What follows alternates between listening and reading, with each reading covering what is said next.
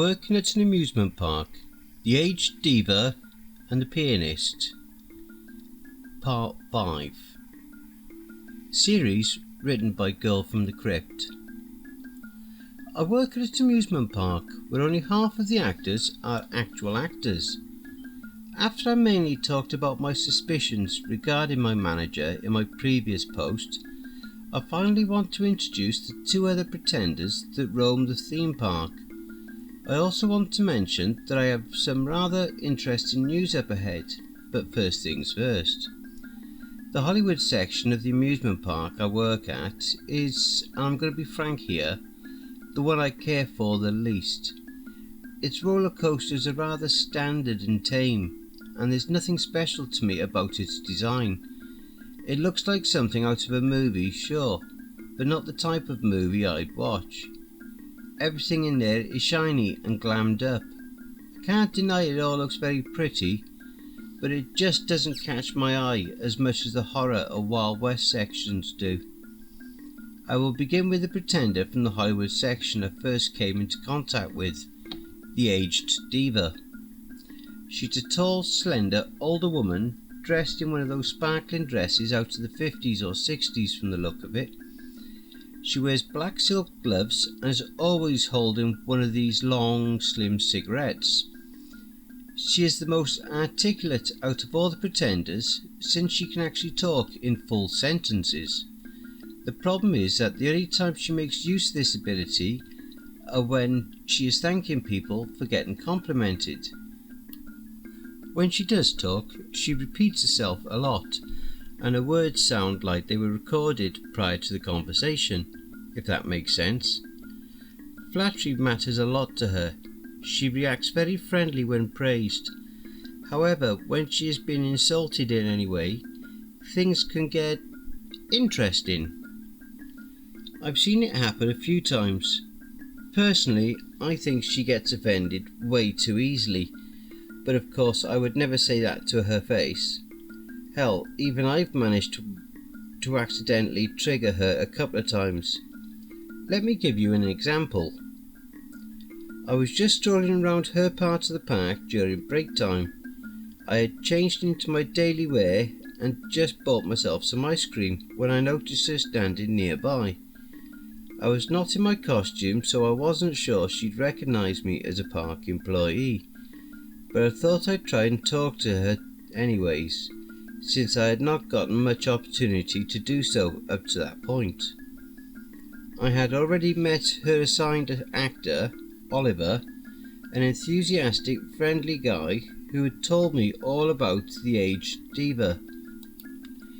That she could actually talk, but only reacted to compliments and so on. Obviously, I wasn't going to pass up this chance to get to know her, so I walked up to her. Smiling politely, I greeted her. Hello, it's very nice to finally meet you. I began, but she cut me off. Oh, thank you, dear. Would you like to take a picture with me? She was beaming at me. I shook my head. No, actually, My voice trailed off the second I realised I probably should not have said no. The corners of her mouth began to droop first, then the skin of her cheek slowly began to sink to her chin. Her lower eyelids began to flow down, and the whites of her eyes soon followed after. It was like Oliver had told me. Her face was melting off. I felt like gagging. I stood in front of her with raised hands, unsure of what to do.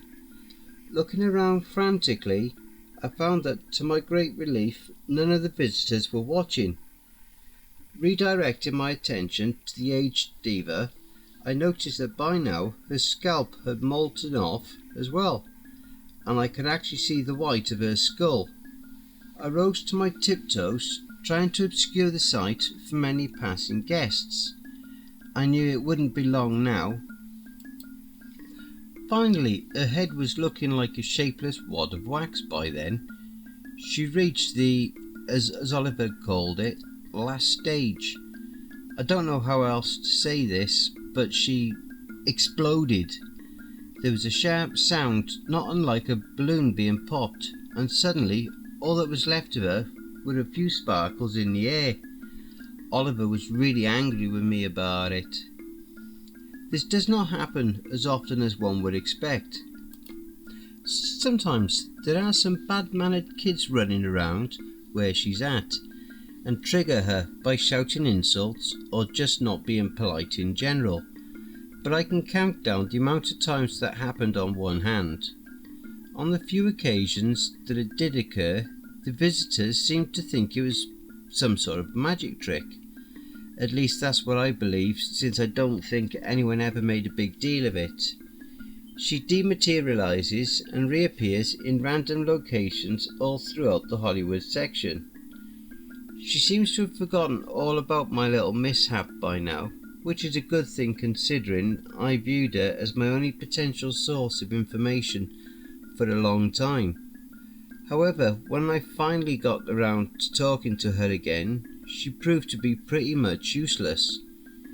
It was a cloudy, muggy day, and the ashen sky threatened an oncoming storm. There were very little visitors in the park that day, and since I was on my break and Oliver was busy, I snuck over to the Hollywood section to see the diva. I found her sitting at a table in a deserted cafe near the main plaza. I took a deep breath, mentally preparing myself. I had thought it all out and decided she mightn't be able to talk normally to me if I'd sprinkle in some compliments all throughout our conversation. In hindsight, that idea was simply stupid. I walked up to her and greeted her with a wide smile. "Hello, Mom. It's nice to see you. You're looking absolutely splendid today." She looked up to me, returning my broad grin. "Oh my," she said in that high-pitched, hoarse voice of hers. "What a lovely thing to say. Here, won't you sit with me?" She pointed at the chair across from her. I nodded eagerly and took a seat. "Thank you very much. You're so kind. So, Mom, I have been wanting to ask you some questions I believe only you are able to answer." The elderly lady perked up. "You don't say. Well, ask away then. What can I help you with, dear?" Where does a beauty like you come from? I felt utterly ridiculous. "Ah, sweetheart, I was born here. I've been here all my life," she sighed dramatically. "I was predestined for Hollywood life, it seems." "I do think you were," I replied. "Now I hope I'm not stealing any of your precious time, but would you mind telling me where the others are all from then?" "What others, dearie?" "Well, the other ones that are like you." "What others, dearie?" she repeated in the exact same tone and cadence as before. It was eerie. "Like the ballerina, and Mr. Scratch, the stagecoach, and the cowboy who's always laughing." Her expression darkened. "The cowboy? That ugly misshapen brat?" I felt tempted to tell her she was not the prettiest herself, but refrained from doing so. "Yes, that one. Know anything about him or the others?" "What others, dearie?" I sighed. "The ballerina, Mr. Scratch, the stagecoach, the cowboy, and so on," I told her. "The cowboy? That ugly misshapen brat?" It was useless. I thanked her, got up and left. I have come to the conclusion that I will probably not be getting any answers from the pretenders themselves, but I won't stop trying. The other pretender from the Hollywood section is a bit more strange than the diva, although he looks just like an inconspicuous at first glance. We simply call him the pianist. The Hollywood part of the theme park is home to a lot of restaurants, ice cream parlours and the like. That's because it is closest to the entrance of the park itself, meaning that no matter which section the visitors go for first, they will pass tons of little establishments emanating the alluring scents of food and candy. In one of the largest, prettiest restaurants, there's a small stage with a piano on it, and that's where he sits all day, every day. He reminds me a lot of the Sugar Plum Fairy, since he never does anything else but play that piano. However, he is a little more extreme about it. The pianist cannot be locked away at night. In fact, he cannot be moved from the stool he's sitting on at all. He looks to be middle-aged and wears a white tuxedo. He's always smiling and usually never even looks up from the keys of his instrument. There is a little tip jar on the piano though, and whenever one of the visitors throws a coin into it, he looks up at them, smiles, and thanks them. The pianist is definitely one of the more mysterious pretenders. He might seem harmless, but he's more of a threat than he's letting on. His assigned actress is Caroline. She's sweet, but I'm not as close to her as most of my other co-workers like Maxine, Anne or Darius. Her costume resembles the outfit of Audrey Hepburn in Breakfast at Tiffany's. While one might think she wouldn't have a lot of work with a not actor, since he doesn't need to be locked up or closely observed, she does have one very important task.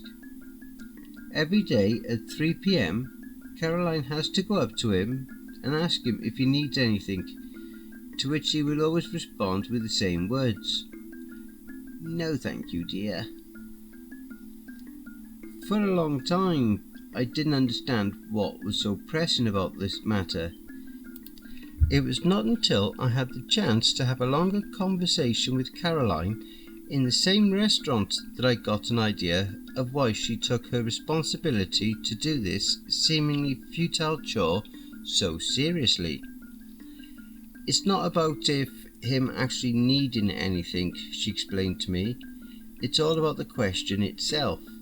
When I started working here, Dale stressed that I could never be late with it. Every time someone fails to ask him, someone in the park dies. I remember perking up. "For real?" She nodded, a stern look on his face. "That's what Dale says at least, but I'm not going to take any chances, especially since he told me what happened the last time someone didn't ask him in time." She leaned across the table we were sitting at and added in a lower voice, "The guy before me forgot one day. He was 5 minutes late, but that was already enough. During these 5 minutes, a man had suffered a heart attack riding one of the roller coasters. Of course, the actor was fired." I frowned. Couldn't it have been a coincidence? "No way. It's happened twice before that too, you know. It was always during the time in which the assigned actor of the piano player failed to show up, and it was always a heart attack. I think the first time was a lady on the Ferris wheel. Does that sound like a coincidence to you? No healthy person will just have a heart attack all of a sudden, let alone on something as harmless as the Ferris wheel." I had to admit it made sense. Looking over at the pianist who was sitting on his stage and playing as always, I got a weird sinking feeling in my stomach. He suddenly seemed a lot less innocent than before. I mentioned that I had something interesting to tell you before, and I think now is the time to do so. Ever since my conversation with Dale yesterday, I've been thinking about how he was protecting his precious notebook from my curious eyes. There had to be something important in there, something he didn't want me to see. With the way he was avoiding my questions, it simply had to be of significance. When I went to the park today, I had already made up my mind. I was going to try and get my hands on that book. Dale had his office in a small building near the main entrance of the amusement park, right where the tickets can be bought. He usually does not spend all day in there though. I often see him wandering about outside. It appears he has not dropped this habit of his, even now that the park is shut down and completely deserted. After I had arrived, it must have been around 12 AM, I went to follow my normal routine of feeding and playing with Mr. Scratch. The sock puppet was rather happy to see me. I guess he'd been growing pretty bored lately with no visitors around. I took him for a long walk, during which I kept an eye out for any not actors or shady managers. I actually did spot the nurse standing in front of one of the fun houses, staring into nothingness, as always. I wondered if Darius was coming in at all these days. A bit later we came across the stagecoach. Nathan was sitting in his coach seat, holding the horse's reins, like he would on any other day. I waved at him and he nodded back to me wordlessly. I watched as the carriage rolled past me. Afterwards I took Mr. Scratch back to his cage before making my way over to Dale's office. Of course I had to pass through the Hollywood section to reach it. It was spooky being all alone in there. While I looked for my manager, I couldn't find him anywhere, meaning that if he was in the park at all, he was nowhere nearby. The building Dale's office is in is more of a polished shed. It's even smaller than our break room, and had only one window. I tried the door first, only to find it locked, which was not too surprising, but disappointing nonetheless. I then rounded the corner to peer in through the window. It was shut and could not be opened from outside, but I could see Dale's desk in the middle of the room, as well as a large closet and a filing cabinet. I realised that I had not thought this through. I had no means of getting in there. I was just about to leave, so I turned around, but let out a scream as I collided with someone who had been standing right behind me. Half expecting it to be my manager, I instantly backed away, only to realise that it wasn't Dale I had bumped into.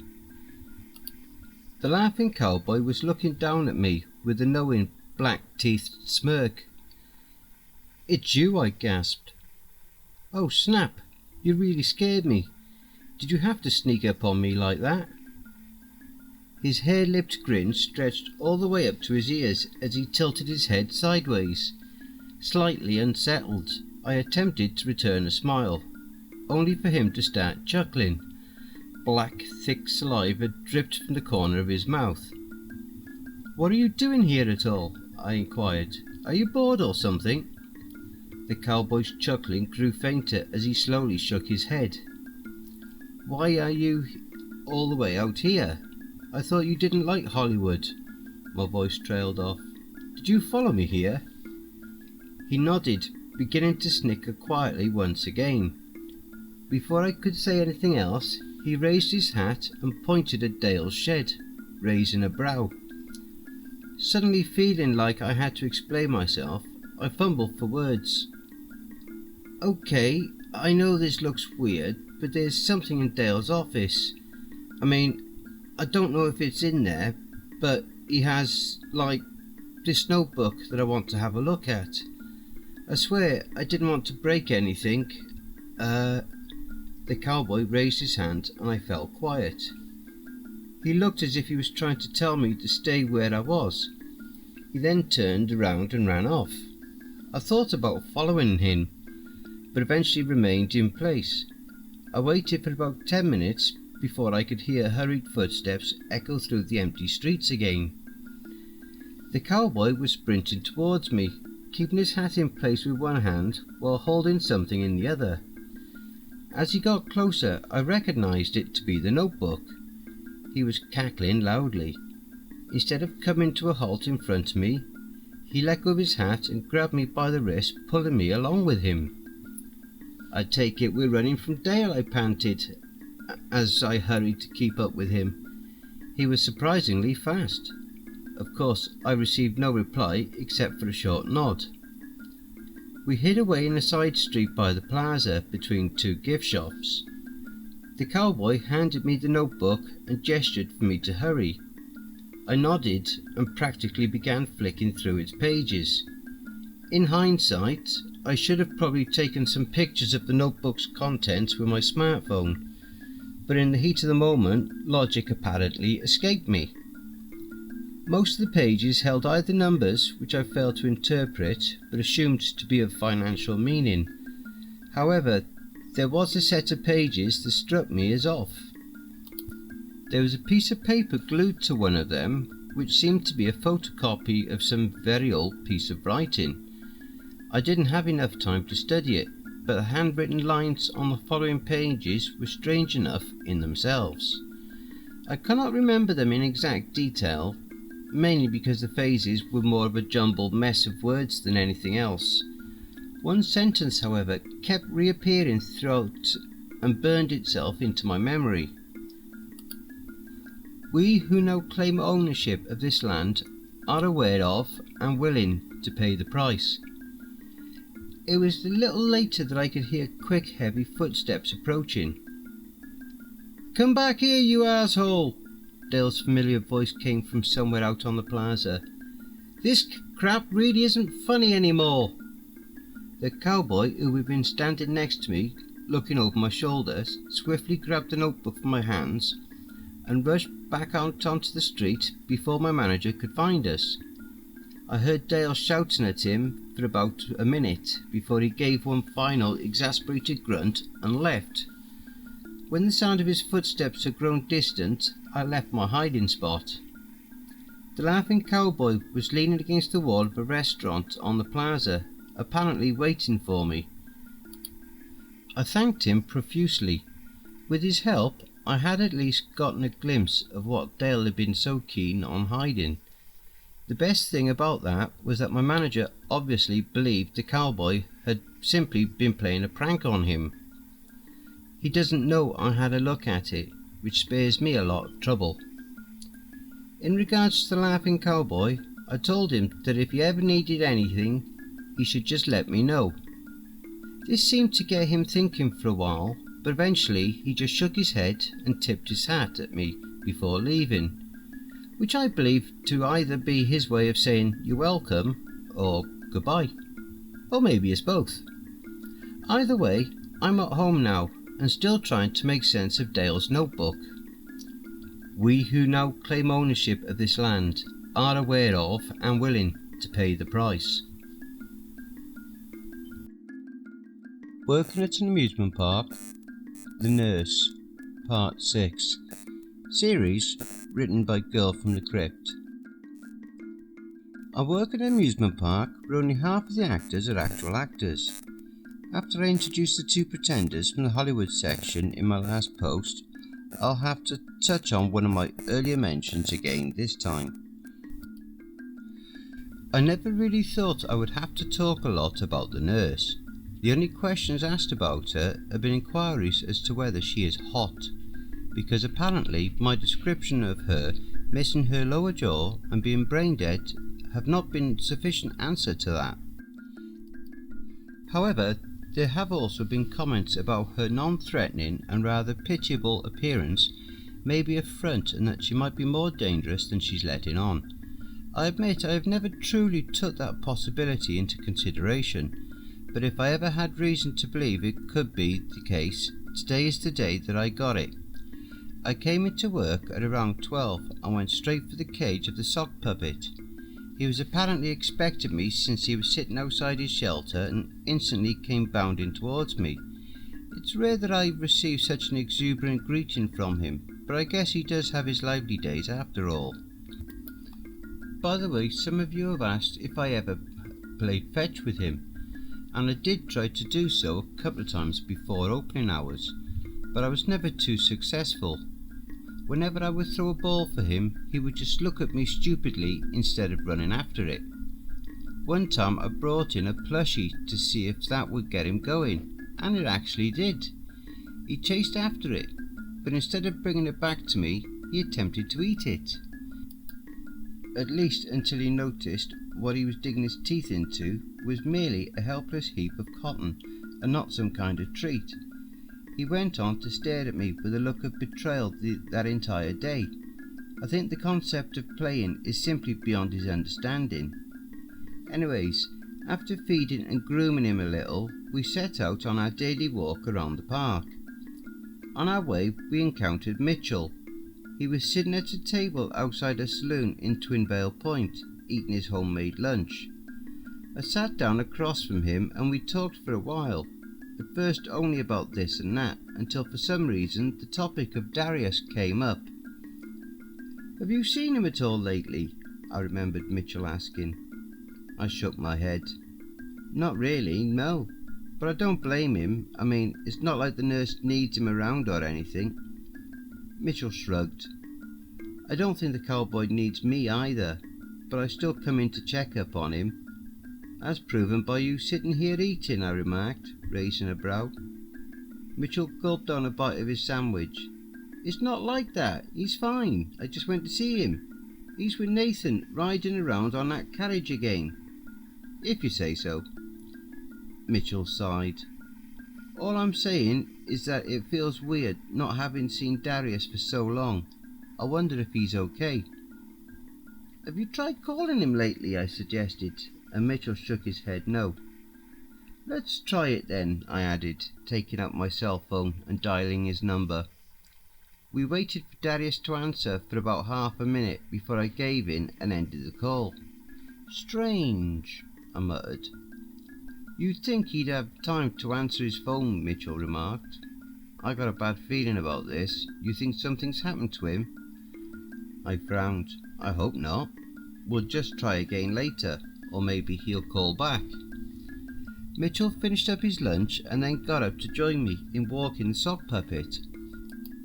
It was sort of nice having someone to talk to tag along, even though he made it a point to keep his distance from Mr. Scratch. He's a bit wary of him. We went all the way over to the break room of the horror section. Mr. Scratch nudged me gently as if wanting to say goodbye before trotting away to his cage. Leaning against the wall of the small building the break room is in, I took out my cell phone again. I figured that maybe this time Darius would take my call. Mitchell looked at me expectantly. We waited in vain until suddenly I thought I could hear a ringtone coming from inside the small building. I gestured for Mitchell to follow me as I proceeded to open the door and entered the break room. The sound of the ringtone got louder. It did not take long for us to find the source. Darius's cell phone was lying abandoned on top of the table, right next to his backpack. I ended the call and picked up my co-worker's smartphone. It showed 7 missed calls in total, 2 of which I knew were my own. Most of the others was listed as Mom and Dad. There was even a message from his mother reading, "I thought you were going to come over this morning." Mitchell and I exchanged concerned glances. He was the first out of the 2 of us to speak up. "This means he's got to be around here somewhere, right?" I nodded sternly. "We have to go look for him," I uttered, a dry feeling in my throat. We decided it would be best to split up. While I began by looking in the candy section, Mitchell stayed in the ghost town. We promised we would call the other over the phone as soon as we would find any trace of our missing friend. It was eerie walking through the Candyland all by myself. I remember wishing I had the sock puppet by my side. Even though I had my whip with me, I couldn't help but feel vulnerable on my own. The thought of Darius lying around somewhere, possibly severely wounded or even worse, made my stomach churn. I passed the little stage where the Sugar Plum Fairy was rapidly dancing as always. I spotted the mime perched on top of the light fixture over her head, like a spider resting in its web. I felt a shiver run down my spine as I was instantly reminded of that one morning I had chased him through the park. Thankfully, neither of them appeared to notice me walking by, or maybe they were simply minding their own business. Who knows with these two? I didn't dare to break the silence hanging over me by calling Darius's name. The 20 minutes that I spent combing through every corner of the candy section may have just been some point of the tensest of my entire life. By the time I had worked my way towards the Twin Vale point, I felt like I was ready to explode. Therefore, I don't blame myself for jumping at the sudden sound of hooves hitting the sandy street. I spun around to find that the stagecoach had rolled up behind me. Nathan, who was sitting atop the coach seat as always, was staring over at me with a calculative look on his face. I held his gaze for what felt like an eternity before he finally raised his hand and waved me over. Either I was creeped out by Nathan's silent attitude, or my already anxious mind was running wild with me, but I caught myself inconspicuously checking the roof of the carriage, in hopes of spotting the laughing cowboy. Ever since I started thinking about how much he had actually been helping me in the past, I have begun to feel a lot safer around him, but he was nowhere to be found. It was just Nathan and me with no one else in sight. I swallowed my unease and approached the coachman. As I got closer, I couldn't help but wrinkle my nose at the stench that the old blanket wrapped around his shoulders was emanating. It smelt like a horse, but somehow even stronger than an actual horse, if that makes sense. "Hi," I stammered. "Have you—" I was interrupted by Nathan leaning over to me. "If it's your friend you're looking for, I saw him enter one of the fun houses last night. The one that looks like an abandoned hospital," he told me in a low, husky voice. With that, he straightened up in his seat again, and on his command, the horses began trotting off. I didn't even have the time to thank him. Heeding his advice, I began running all the way back to the horror section, fumbling for my cell phone in the process. I called Mitchell, who was thankfully not too far away, and told him to meet me in front of the funhouse Nathan told me to go to. We arrived there at the same time, both of us panting heavily. As soon as we caught our breath, we headed inside. The haunted hospital concept is a bit overused in my opinion, but it's still good for a scare if pulled off correctly. While I don't know who designed this funhouse in the theme park I work at, they did a really good job. The entrance to the hospital looks like an actual sliding glass door had been broken down. The building itself is not that big, as there are only 4 main rooms. The first room looks like a reception area. There's even a large desk with an old broken computer on it, and a puppet that looks like a rotten corpse is sitting on a swivel chair right behind it. The second one is just a long empty hallway with an old wheelchair standing around it in it. Usually the nurse will be sitting in there or just standing in the middle of the room, forcing the visitors to squeeze past her. The third room is where Darius would normally be. It holds a hospital stretcher with another corpse prop on it, and there are fake severed limbs hanging on meat hooks from the ceiling. It may sound lame the way I describe it, but it looks pretty freaky with flashing lights. The last room is basically just the exit, but it also holds some skeleton animatronics that pop out of the walls to either side. Since none of the attractions, including the funhouse, are currently being powered, Mitchell and I had no special effects to scare us. That, however, didn't help the fact that we were both on the brink of wetting our pants. "Darius!" I called out, my voice trembling ever so slightly. Both Mitchell and I jumped when we heard a low groan come from somewhere close by. We ran forward into the long hallway to find our co-worker slouching in the ragged wheelchair. Upon seeing us barge in, he arduously lifted his head. "Oh my God," I whispered, before rushing to his side.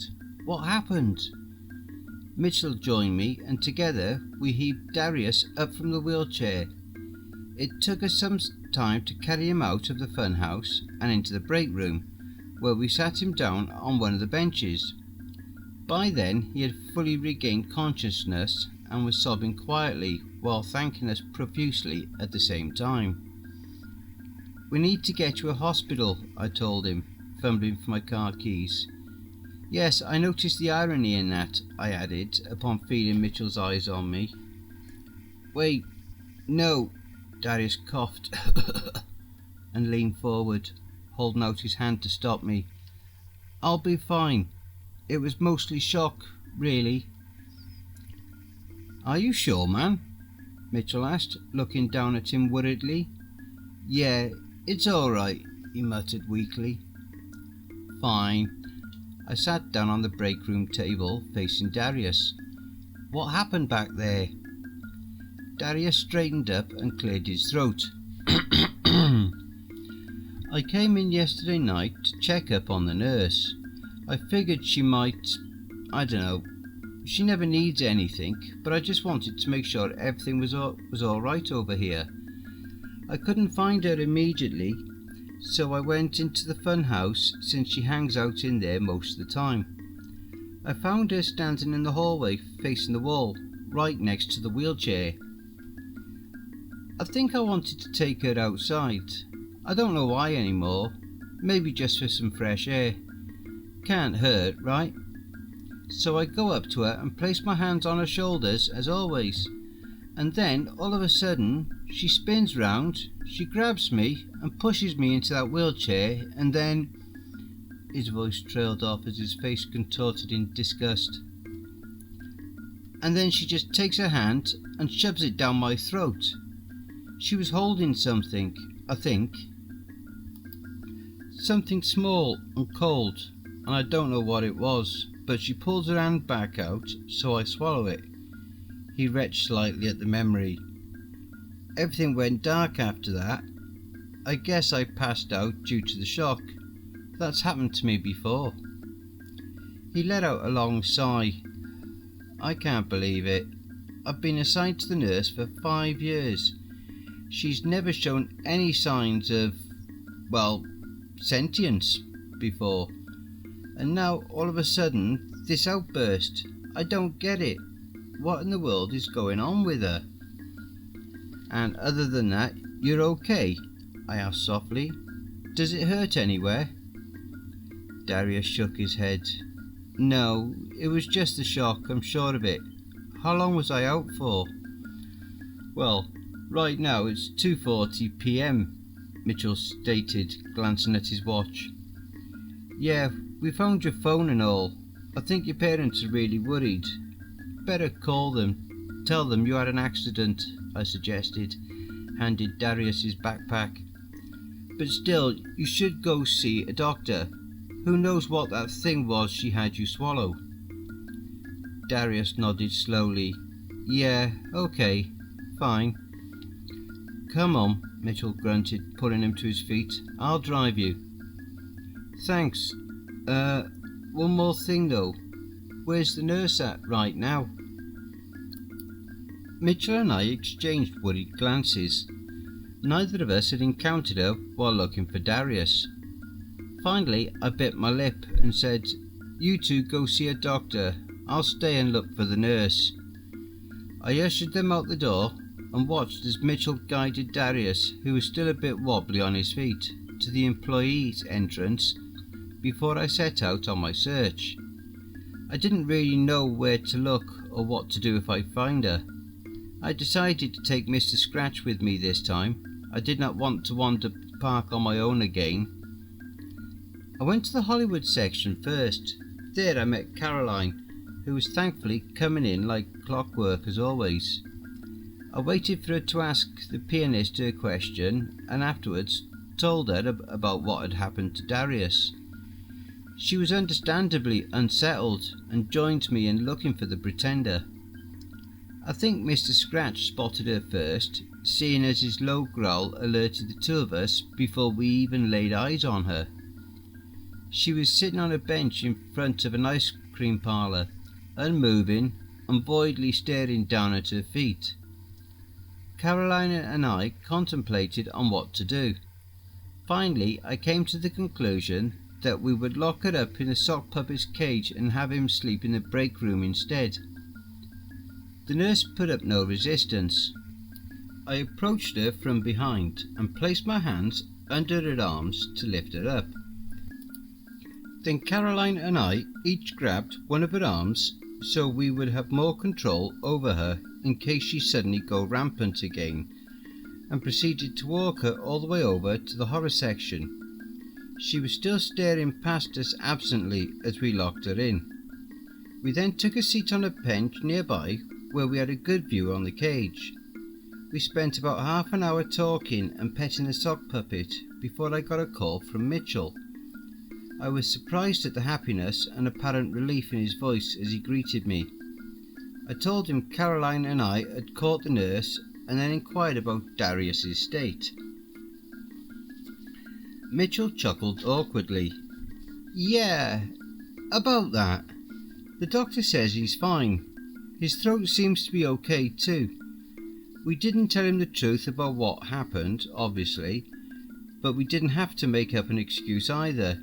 You see, whilst we were waiting for him to be examined, Darius had to go to the toilet real quick. Turns out the thing the nurse shoved down his throat was a key. A key? I repeated incredulously. Yeah, after a couple of hours it just came back out the natural way, I guess. That's wild, I muttered. We need to find out how she's gotten her hands on it. I mean, what is she even doing with the key? And what it unlocks, Caroline added from beside me. How about we all meet up here tomorrow and figure this out together? There are a couple of things I've been wanting to try and need help with anyways, I suggested. Caroline nodded eagerly and Mitchell agreed. I reminded him to tell Darius and to bring the mystery key. Caroline immediately called Oliver and I informed Anne and Maxine. We'll all meet up at the large saloon in Twinville Point tomorrow at 4 in the afternoon. I don't know what we'll be able to find out, if we will find out anything at all, but I do believe this will be interesting. Plus, this is my chance to get some answers out of the other not actors. I know the cowboys can't talk, but as a lot of commenters have pointed out, he might be able to write or tell us something the visual way. As for the aged diva, I believe that maybe her handler Oliver can get through to her. The two seem to have somewhat of a connection, so it's at least worth a try. I don't think the pianist will be too helpful, but Caroline says asking some more questions for once probably won't hurt. I must admit I'm excited. We might just be getting some answers after all. Wow, that was an awesome instalment. If you enjoyed listening to this episode, be sure to pop over to the author's Reddit profile and drop them a line, telling them what you think of their story. The link to their Reddit profile will be below in the description. Thank you for listening. If you enjoyed my narration, then please feel free to share the video, leave a comment below, and don't forget to hit the subscribe button and tap that notification bell and select all. That way you'll receive all the notifications each time I upload a new video. You can submit your stories to cryptidsroost@gmail.com. You can also find me on Twitter and Reddit. Details will be listed in the video description for you. And don't forget, where fear is, happiness is not.